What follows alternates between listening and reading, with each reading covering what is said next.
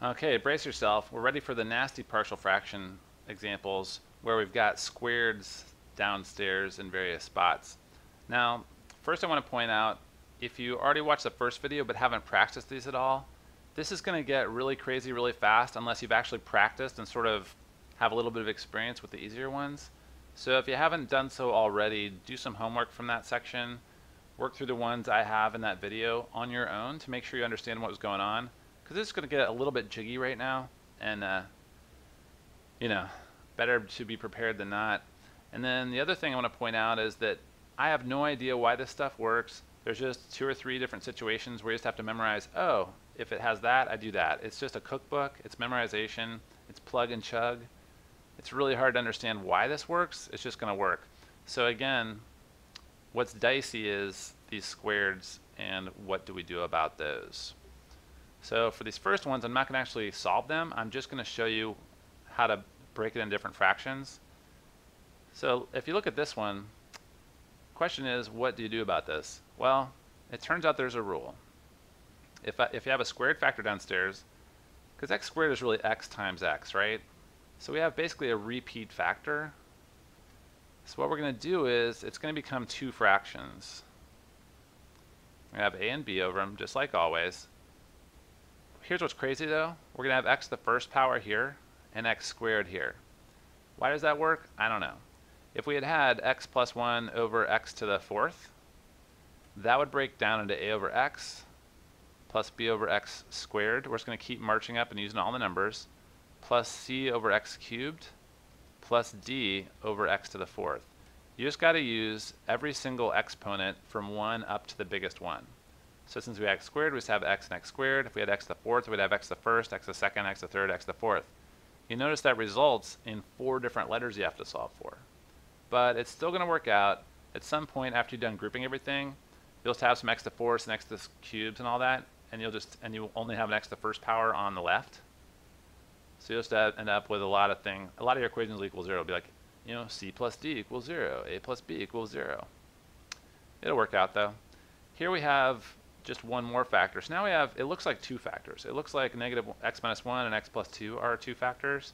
But since there's a squared here, we've got to do this thing where we use both powers of that. So we're going to have a over x minus 1.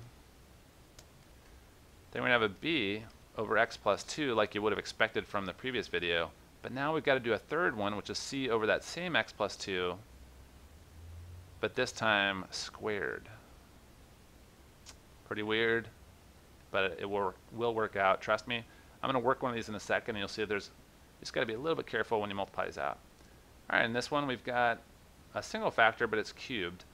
So just like we had, if we had x cubed, we'd have to do all the powers of x. X minus 1 cubed, all the powers of x minus 1. So that's going to be a over x minus 1. Need another one with an x minus 1 squared.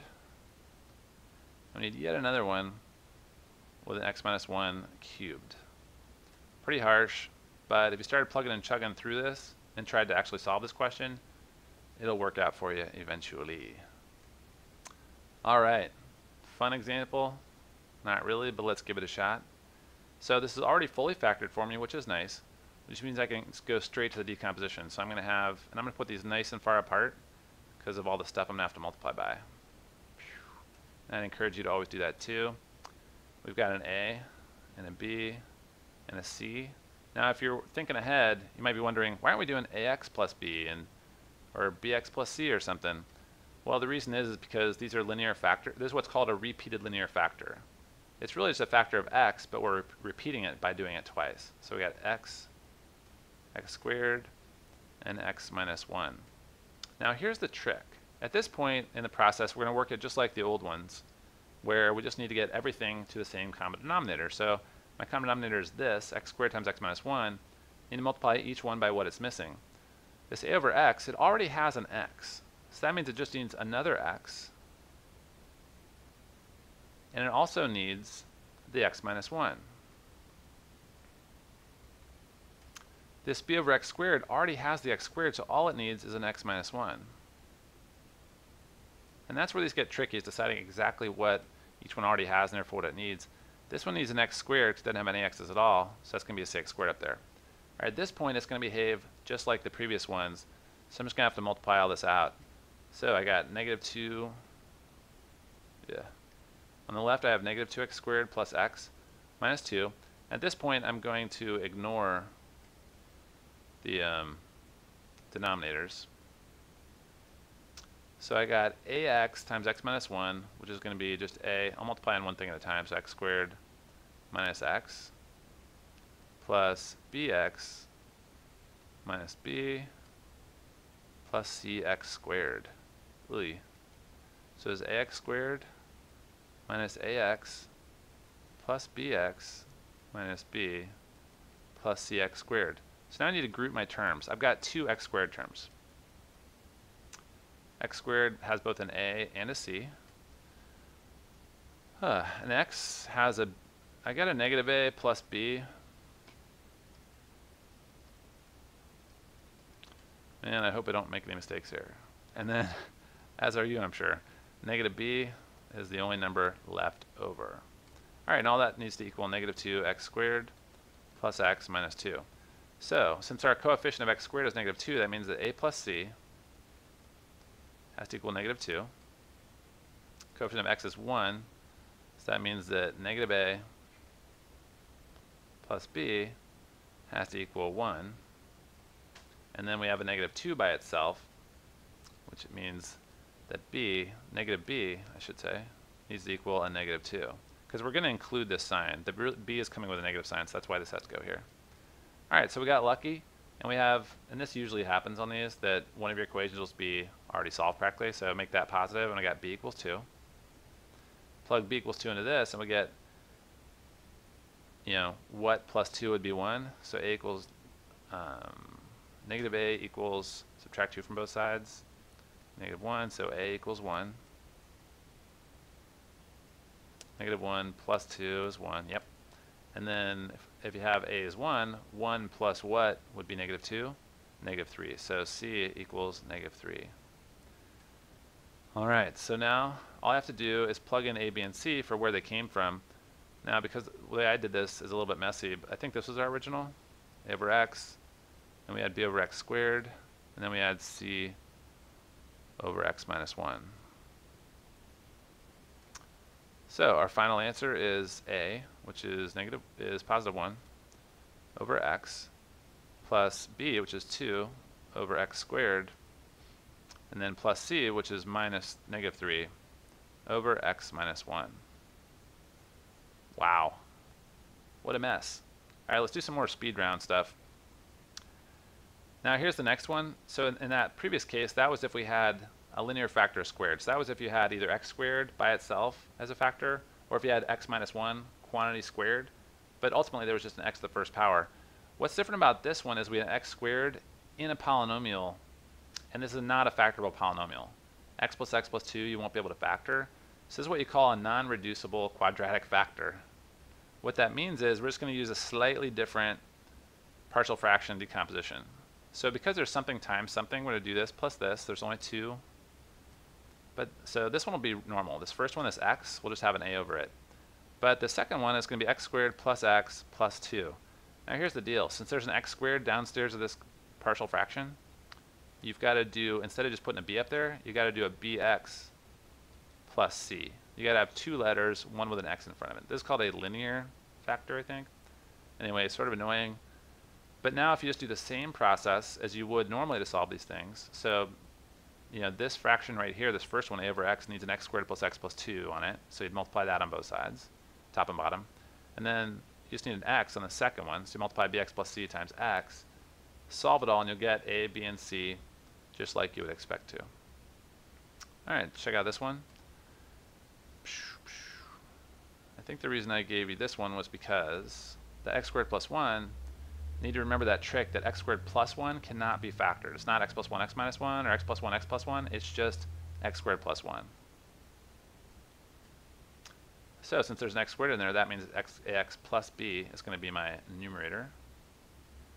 And then my next letter is going to be c, and x minus 1 is just a normal linear factor. So that's my breakdown. Once again, at that point, I could solve for a, b, and c, multiply everything out. grouping and whatnot. Ugh, these are rough, huh? All right, so partial fraction breakdown, let's do it. It's already factored for me, so I got an a over x plus bx plus c over x squared plus x plus 2. This one is missing an x squared plus x plus 2, so that means it needs an x squared plus x plus 2. And this one is just missing an x. So that'll give me an x downstairs. All right, so now I'm just going to look at only numerators. So I need 2 to equal ax squared plus ax plus 2a. And then I got a bx squared plus cx. All right, so group my terms. Got two x squared terms. A plus b. And then I've got an x, couple x terms. Got an ax and a cx. And then what's left over is just 2a. All right, I used all my terms. Cool. So there is no x squared on the left, which means that a plus b has to equal 0, because I want 0 x squareds. There is no x on the left, so a plus c has to also equal 0. And on the left there's a 2, and 2a is my only option. That means that 2a has to equal that too. So that's convenient. A equals 1. Then if a plus b is 0, b must equal -1. And if a plus c equals 0, c has to also equal -1. Pretty nifty. So now I'm just going to plug those back to my original. A is 1, so I just get 1 over x plus, and then b was -1, so that's -x, plus c, which is also -1, over x squared plus x plus 2.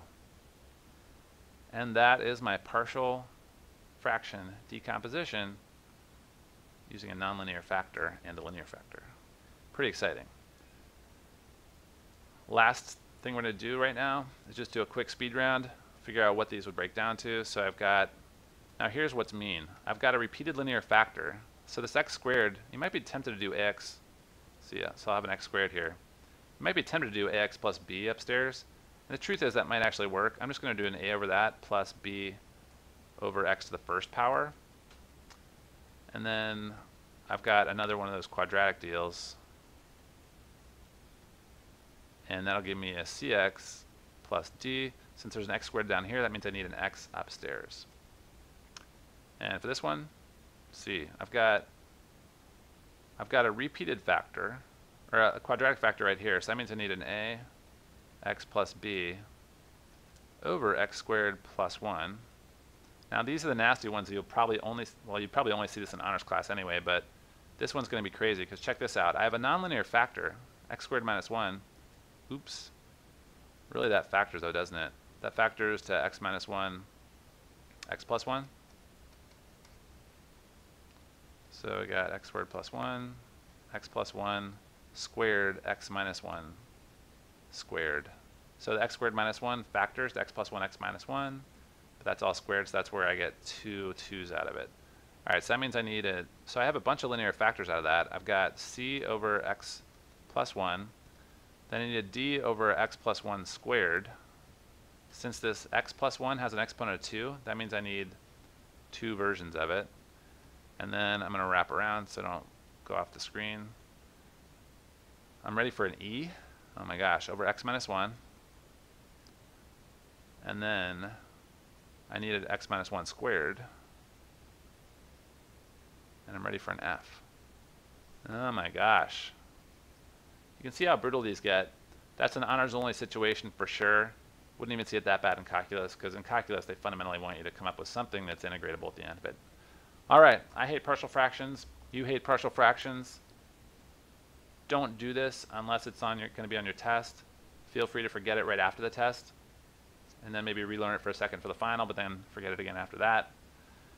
These are nasty, but hey, you got to do what you got to do sometimes. So keep plugging and chugging, and I'll see you next time.